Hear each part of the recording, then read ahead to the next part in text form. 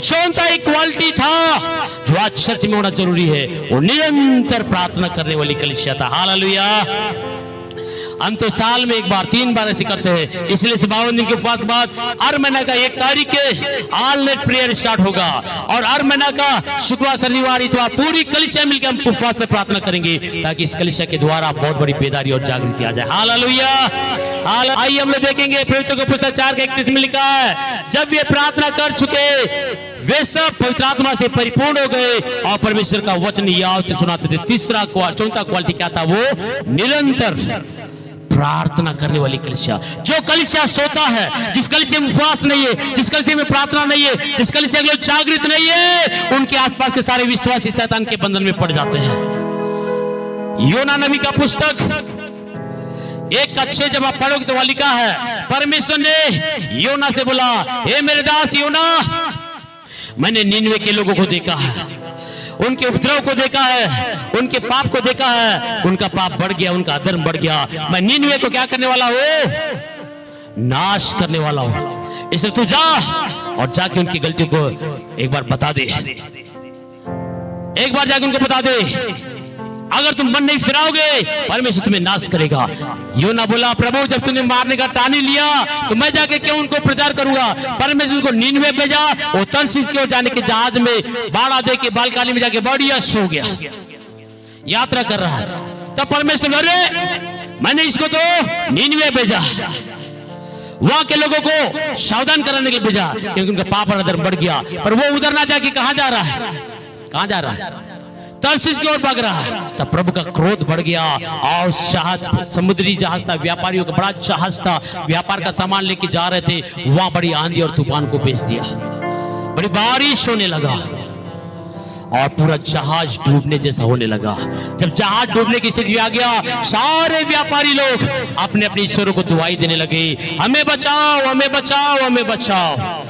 कोई उत्तर नहीं है। अभी सारे सामान को बोले ऐसा रहेगा तो मर जाएंगे, डूब जाएंगे, और क्या जाने अपने वस्तुओं को पानी में फेंकने से जहाज हल्का हो जाए और हम बचा। अपने व्यापार के सारे सामान को समुद्र में फेंकने लगे, सब संपत्ति फेंकने लगे, अपने प्राणों को बचाने के लिए अपनी संपत्ति, कीमती संपत्ति को फेंकने लगे। लेकिन और भी आंधी और तूफान बढ़ता ही गया, यहां तक कि मरने की स्थिति में था। तब उन्होंने एक चिट्ठियों को डाल के बोला, आओ हम देखें कि किसके कारण ये समस्या हमारे पर आया। योना नाम के एक मनुष्य के नाम से निकला, और योना भी क्या कर रहा है? लोग अपने ईश्वरों को दुआई दे रहे हैं, अपने प्राणों को बचाने के लिए, संपत्ति बचाने बहुत पुरजोर कोशिश कर रहे हैं। ये बालकानी में जाके बढ़िया सो रहा, मालूम है ये समस्या मेरे लिए आया है, क्योंकि प्रभु ने मुझे निनवे भेजा, और मैं कहां जा रहा हूं? तर्शीश की ओर जा रहा हूं, इसीलिए परमेश्वर भेजा। तब ये लोग चिट्ठी डाला योना, तब उनके पास जाके क्या लिखा? पढ़िए 1:6।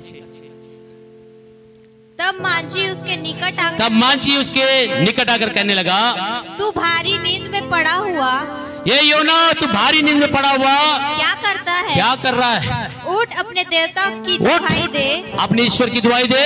संभव है कि ईश्वर हमारी चिंता करे, ईश्वर हमारी चिंता करे और हमारा नाश ना हो। देखिए कलीसिया सो रहा है, पास्टर सो रहा है, चर्च सो रहा है, सारी आत्मा, धन संपत्ति जो प्रभु का, शैतान के ऊपर तांडव मचाया हुआ है, बर्बाद कर रहा है। आज चर्च, जिस चर्च में उपवास नहीं है, जिस चर्च में प्रार्थनाएं नहीं है, जिस चर्च में दर्शन नहीं है, जिस चर्च के लोग जागृत नहीं है, उस चर्च की शीतलता के कारण बहुत सी आत्माओं को शैतान मार डाल रहा है, पाप में, बुराई में, नशा में, अंधकार की ताकतों में बांध के रखा है। यदि आप उठ के प्रार्थना करेंगे, पूरा देश बच जाएगा। इस 52 दिन के उपवास में आपसे कहना चाहता हूं, योना के पास अन्य जाति जाके बोलने लगे, ए तू यहाँ पड़े पड़े क्या कर रहा, यहाँ क्यों सो रहा? उठ अपने ईश्वर की दुआई दे, क्या जाने तेरी प्रार्थना सुनकर हमारी प्राण बच जा। अन्य जाति आकर पास्टरों को जगा रहे हैं, कलीसिया को जगा रहे, हमारे लिए प्रार्थना करो, और कलीसिया सो रहा है। लेकिन मैं प्रभु का धन्यवाद देता हूं, ये कलीसिया जागने वाली कलीसिया है, अभिषेक पाई हुई कलीसिया, दर्शन देखने वाली कलीसिया, उपवास करने वाली कलीसिया। इस 52 दिन के उपवास में हमने परमेश्वर बड़े बड़े कामों को देखा है। ये 4 क्वालिटी अगर हमारे कलीसिया के अंदर आ जाए तो हम भी एक बड़ी सेवा करने पाएंगे। Hallelujah, hallelujah. ये साधारण, ये अनपढ़ लोगों ने एक बड़ी सेवा किया। उनका पहला क्वालिटी क्या था? बोलिए चर्च। वो पवित्र आत्मा से भरा हुआ जीवन जीते थे, पवित्र आत्मा के साथ संगति करते थे। दूसरा क्वालिटी क्या था?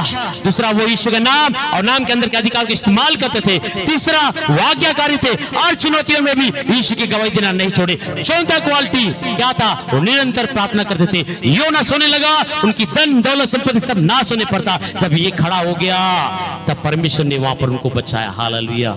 कई बार कलीसिया सोने से बहुत सी आत्माओं को नाश होता है। धन्यवाद प्रभु का कि इस 52 दिन के उपवास में आप लोगों ने प्रभु के दास के साथ रहकर और शुक्रवार शनिवार इतवार की प्रार्थना में आकर निरंतर प्रार्थना की। आज का जो अभिषेक था बहुत बड़े पैमाने का अभिषेक था और घंटों बैठने का अभिषेक था। आराधना के समय ही परमेश्वर चमत्कार करना स्टार्ट किया, आराधना के समय ही परमेश्वर चिन्ह चमत्कार करना स्टार्ट किया था। वो अभिषेक में हमको निरंतर बनना है। इसलिए चर्च आप पवित्र आत्मा की संगति में ज्यादा बढ़िए। प्रभु इस वचन के दौरान सबको आशीष दे।